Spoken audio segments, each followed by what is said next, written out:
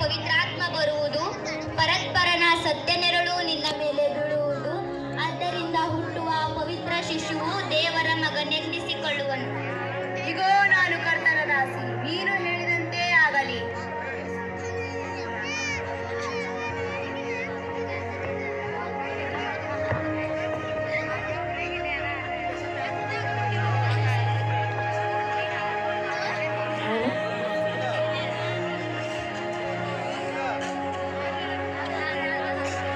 ಎಲೆ ಯೇಸಪ್ಪನೇ, ದಾವೀದ ವಂಶದವನೇ, ನಿನ್ನ ಹೆಂಡತಿಯಾದ ಮರಿಯೋಳನ್ನು ಸೇರಿಸಿಕೊಳ್ಳುವುದಕ್ಕೆ ಅಂಜಬೇಡ.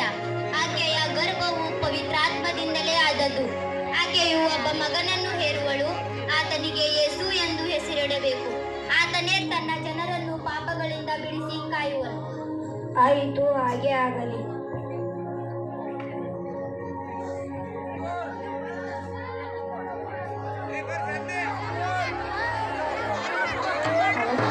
ಹಲೋ ಹಲೋ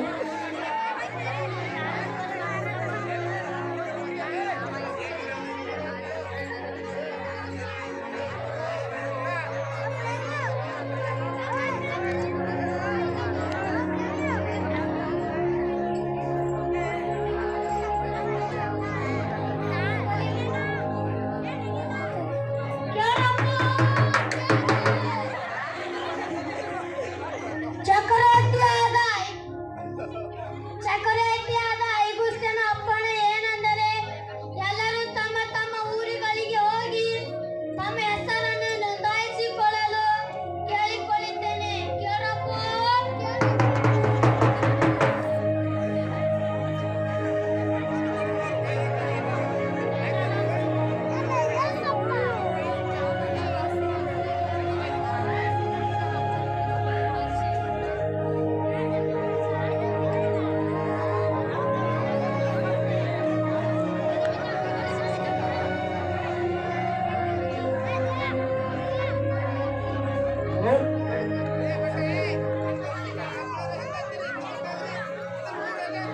ಹಲೋ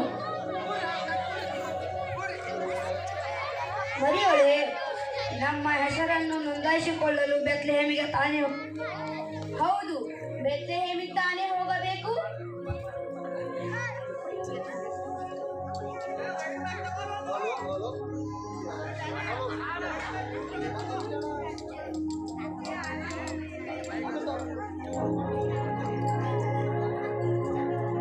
ಮರಿಯೋಳೆ, ನಮ್ಮ ಹೆಸರನ್ನು ನೋಂದಾಯಿಸಿಕೊಳ್ಳಲು ಬೆತ್ಲೆಹೇಮಿಗೆ ತಾನೇ ಹೋಗಬೇಕು.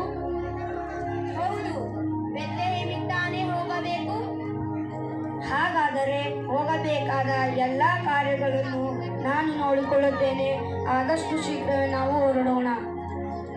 ಸರಿ. ಹಲೋ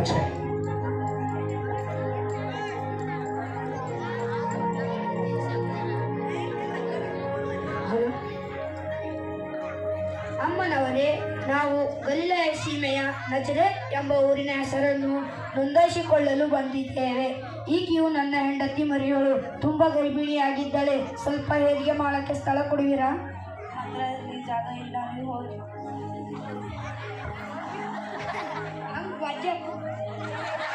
ಈಕೆಯು ನನ್ನ ಹೆಂಡತಿ ಮರಿಯೋಳು. ಈಕೆಗೆ ತುಂಬ ಹೊಟ್ಟೆ ನೋವು ಇದೆ. ಸ್ವಲ್ಪ ಹೆರಿಗೆ ಮಾಡಕ್ಕೆ ಸ್ಥಳ ಕೊಡುವಿರಾ? ಇಲ್ಲ, ನಮ್ಮ ಯಜಮಾನರು ಬೈತಾರೆ, ಹೋಗಿ.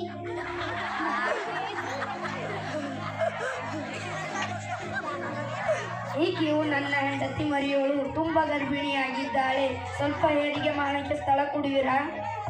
ಕ್ಷಮಿಸಿ, ನಮ್ಮ ಮನೆಯಲ್ಲಿ ಜಾಗ ಇಲ್ಲ. ಅಯ್ಯೋ ದೇವರೇ, ನೀನೇ ಹಾದಿ ತೋರ್ಸಪ್ಪ. ಈಕೆಯು ನನ್ನ ಹೆಂಡತಿ ಮರಿಯೋಳು. ಈಕೆಗೆ ಹೊಟ್ಟೆ ನೋವು ಇದೆ. ಸ್ವಲ್ಪ ಹೆರಿಗೆ ಮಾಡಕ್ಕೆ ಸ್ಥಳ ಕೊಡುವಿರಾ? ನಮ್ಮ ಹತ್ತಿರ ಒಂದೇ ಮನೆ, ಅದರಲ್ಲಿ ನಮ್ಮ ಕುಟುಂಬ ವಾಸಿಸ್ತೇವೆ. ಅಲ್ಲಿ ದನದ ಕೊಟ್ಟಿಗೆ ಇದೆ. ನೀವು ಏನು ಅಭ್ಯಂತರ ಇಲ್ಲ ಅಂದರೆ ಅಲ್ಲಿ ಹೋಗಿ ಉಳ್ಕೋಬಹುದು. ಆಗಲಿ ಅಮ್ಮ, ಹಾಗೆ ಆಗಲಿ.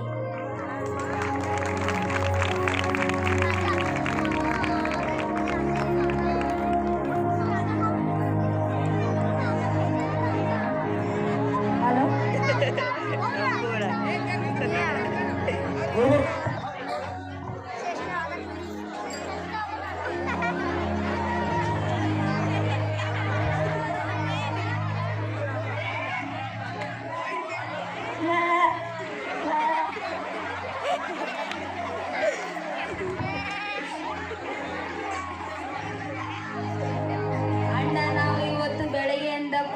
ಇದು ಬೇಸರವಾಗಿದೆವಲ್ಲ. ಹೌದು ಅಣ್ಣ, ಬೆಳಗ್ಗೆಯಿಂದ ಕುರಿ ಕಾದು ಕಾದು ತುಂಬಾ ಸುಸ್ತಾಗಿದೆ. ಚಳಿಯು ತುಂಬಾ ಆಗುತ್ತಿದೆ. ನಮಗೆ ಆದರೆ ನಮ್ಮ ಕುರಿಯು ಯಾವ ರೀತಿಯಿಂದ ಇದ್ದಾವೆ ಎಂದು ನಮಗೆ ಗೊತ್ತಿಲ್ಲ. ನಮಗೆ ಎಷ್ಟು ಚಳಿ ಆಗುತ್ತಿದ್ದರೆ ಕುರಿಗಳಿಗೆ ಎಷ್ಟು ಆಗುತ್ತಿರಬಹುದು? ಹೌದು ಅಣ್ಣ, ಹಾಗಾದ್ರೆ ನಾನು ಹೋಗಿ ಕುರಿಗಳನ್ನು ನೋಡಿ ಬರಲ್ಲ? ಶೀಘ್ರವೇ ಹೋಗಿ ನೋಡಿಕೊಂಡು ಬಾ ಅಣ್ಣ.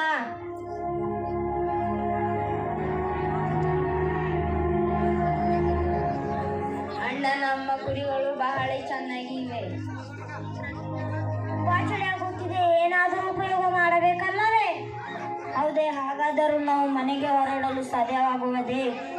ನಾವು ಈಗ ಮನೆಗೆ ಹೋಗಲು ಸಾಧ್ಯವಿಲ್ಲವೇ? ಈ ಚಳಿಯಲ್ಲಿ ಮನೆಗೆ ಹೋಗಲು ಸಾಧ್ಯವಿಲ್ಲ. ನಿಮಗೆ ಏನಾದರೂ ಉಪಾಯ ಉಂಟೆ? ಒಂದು ಕೆಲಸ ಮಾಡೋಣವೇ? ಅಲ್ಲಿ ಬಿದ್ದಿರುವ ಕಟ್ಟಿಗೆಗಳನ್ನು ತೆಗೆದುಕೊಂಡು ಬಂದು ಬೆಂಕಿಯನ್ನು ಕಾಸಿಕೊಳ್ಳೋಣ. ಆಯ್ತು ಅಣ್ಣ, ಹಾಗೆ ಮಾಡೋಣ. ಒಳ್ಳೆ ಸೂಚನೆ, ಈಗಲೇ ಮಾಡೋಣ. ನಾನು ಹೋಗಿ ಕಟ್ಟಿಗೆ ತರುತ್ತೇನೆ.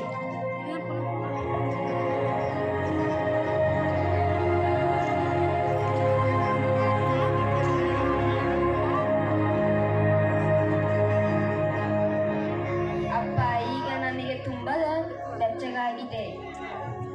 ಆಯ್ತಣ್ಣ, ಈಗಾಗಲೇ ವಿಶ್ರಾಂತಿಯನ್ನು ತೆಗೆದುಕೊಳ್ಳೋಣ.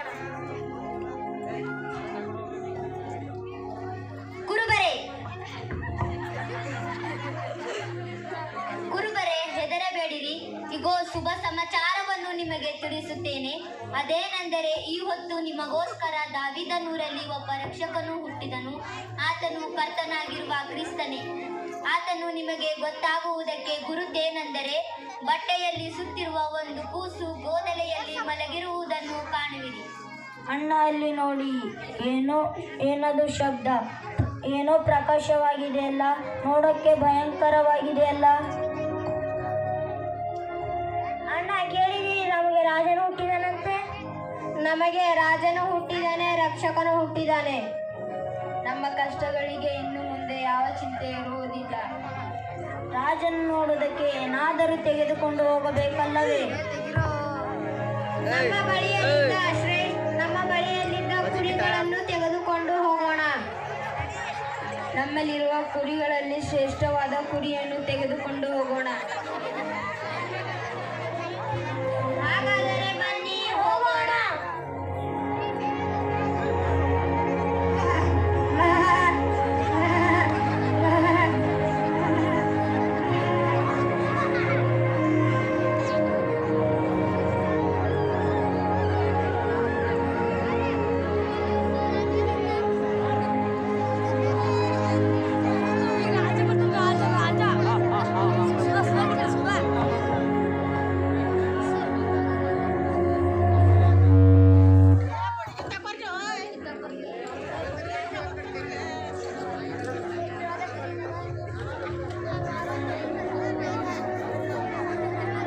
राजा राजा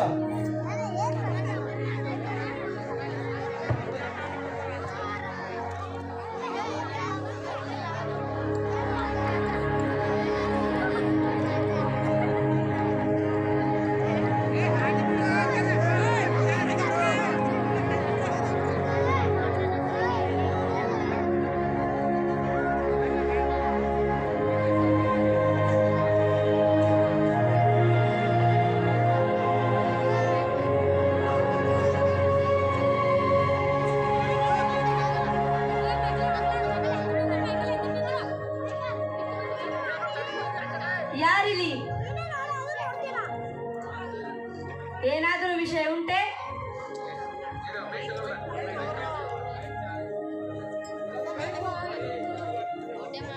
ಜ್ಞಾನಿಗಳು ಅವರು ಏತಕ್ಕೆ ಬಂದಿದ್ದಾರೆ ವಿಚಾರಿಸಿದಿರಾ? ನಿಮ್ಮ ಬಳಿಗೆ ಮಾತನಾಡಲು ಬಂದಿದ್ದಾರೆ.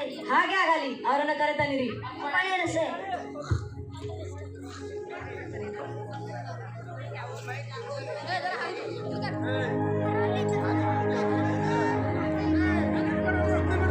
सुनते यार मेरी बात, सुनते यार मेरी बात।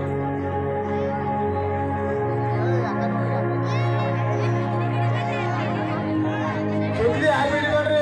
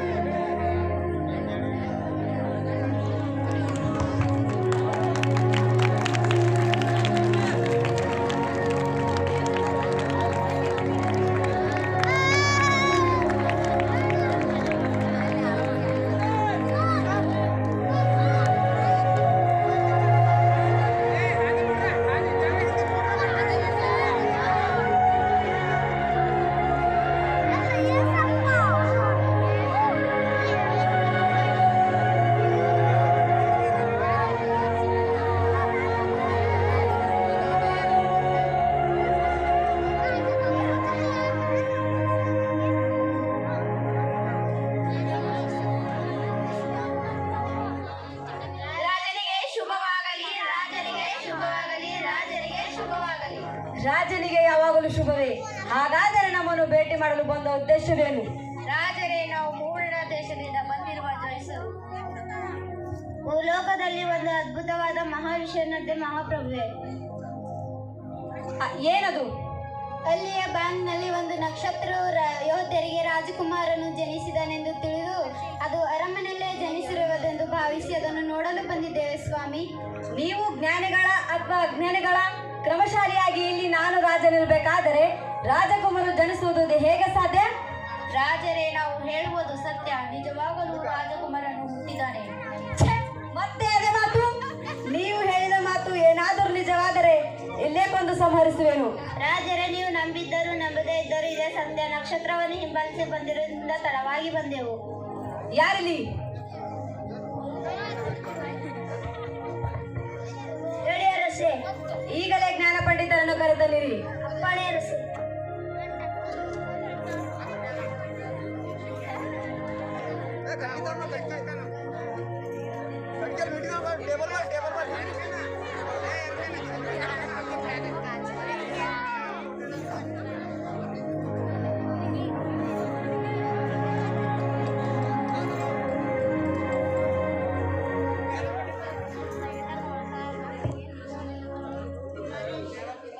ರಾಜರಿಗೆ ಶುಭವಾಗಲಿ, ರಾಜರಿಗೆ ಶುಭವಾಗಲಿ, ರಾಜರಿಗೆ ಶುಭವಾಗಲಿ.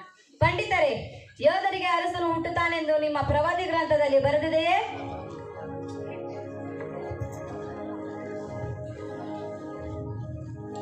ಹೌದು ಅರಸೆ. ಯಹೂದ ಸೀಮೆ ಬೆತ್ಲೆಹೇಮ್ ಯಹೂದ ಮುಖ್ಯ ಪಟ್ಟಣದಲ್ಲಿ ಒಬ್ಬ ಅಧಿಪತಿ ಜನಿಸುವನು. ನೀವು ಎಷ್ಟೋ ಮಾತ್ರವೂ ಸಣ್ಣರಲ್ಲ. ಒಬ್ಬ ಅಧಿಪತಿ ನಿಮ್ಮೊಳಗೆ ಹರಡುವನು. ಆತನು ತನ್ನ ಪ್ರಜೆಯಾದ ಇಸ್ರಾಯೇಲರನ್ನು ಆಳುವನು ಎಂಬುದಾಗಿ ಮಿಕ್ಕ ಪ್ರವಾದಿಯೇ ಮುಖಾಂತರವಾಗಿ ಸ್ಪಷ್ಟವಾಗಿ ತಿಳಿಸಲಾಗಿದೆ. ಪಂಡಿತರೇ, ಕ್ರಿಸ್ತನು ಹುಟ್ಟಬೇಕಾದ ಸ್ಥಳ ಯಾವುದು? ಬೆತ್ಲೆಹೇಮ್. ಪಂಡಿತರೇ, ನೀವಿನ್ನೂ ಹೊರಡಬಹುದು. ರಾಜರೇ, ಆ ಮಗುವನ್ನು ನೋಡಿ ಕೊಂಡಾಡುವುದಕ್ಕೆ ನಮಗೆ ಅಪ್ಪಣೆ ಕೊಡಿ. ಹಾಗೆ ಆಗಲಿ. ಆ ಅರಸನನ್ನು ಕಂಡು ಪುನಃ ನನ್ನ ಹತ್ತಿರ ಬಂದು ಆ ಕೂಸಿರುವ ಸ್ಥಳವನ್ನು ನನಗೆ ಹೇಳಿರಿ. ನಾನು ಕೂಡ ಆ ಕೂಸನ್ನು ನೋಡಿ ಗೌರವಿಸುವೆನು. ಧನ್ಯವಾದ ಮಹಾಪ್ರಭುವೇ, ಧನ್ಯವಾದ ಮಹಾಪ್ರಭುವೇ, ಧನ್ಯವಾದ ಮಹಾಪ್ರಭು.